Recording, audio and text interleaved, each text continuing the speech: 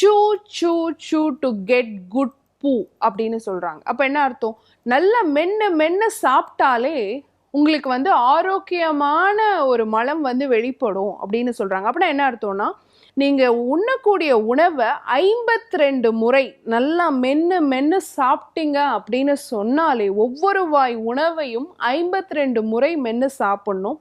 குறைஞ்சது 20 நிமிஷம் டைம் எடுத்து நீங்க சாப்பிடணும் அப்படின்னு சொல்றாங்க. அந்த மாதிரி சாப்பிட்டோம் அப்படின்னு சொன்னா நம்ம குடல்ல கட் மைக்ரோப்ஸ்னு சொல்லக்கூடிய நல்ல பாக்டீரியாக்களுடைய அளவு அதிகரிக்கும் அப்படிங்கிறத நம்ம தெரிஞ்சுக்கணும். அதே மாதிரி குட் கட் பைட் அப்படின்னு சயின்டிஸ்ட் சொல்லக்கூடிய ஒரு உணவு முறை என்னன்னு பார்த்தீங்கன்னா பூண்டு.